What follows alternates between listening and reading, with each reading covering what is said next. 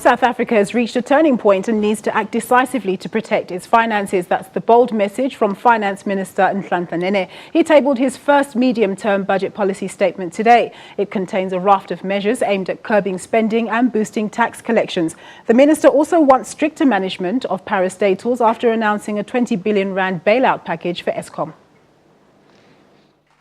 Tough times calling for desperate measures. Finance Minister Nhlanhla Nene says South Africa needs to shift its fiscal policy in line with weak economic growth. He's outlined measures to stabilize government debt and to narrow the budget deficit.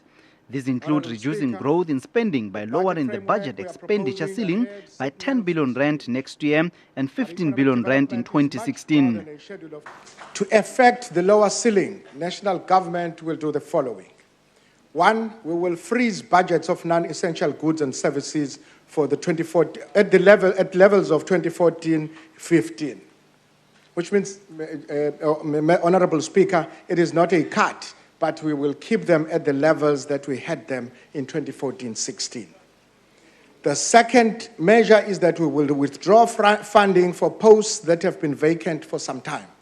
Tax revenue has been revised down by 10 billion rand in the current year, and South Africans can brace themselves for a possible raft of tax changes in next year's budget. If we are to avoid reducing expenditure in real terms, about 15 billion rands will have to be per year in additional revenue will need to be raised.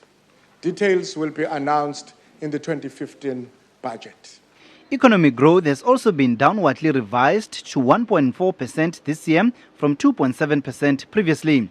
The budget deficit is expected to widen slightly to 4.1%. The minister says greater private sector investment is needed to help finance infrastructure programs necessary to boost growth.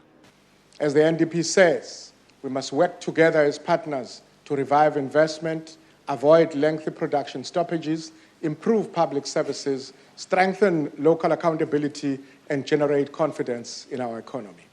When it comes to priorities, education, health and social protection will continue to receive the lion's share of the budget. The minister says the changes he tabled today will not harm the poor. Let me be absolutely clear.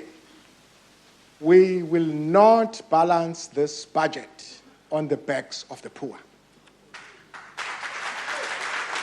This means that intensive effort has to be focused on achieving the intended savings and maximizing efficiency. And public servants have been warned that future salary increases will be in line with inflation. Treasury says any deviation from this will mean finding resources elsewhere or a reduction in government employment.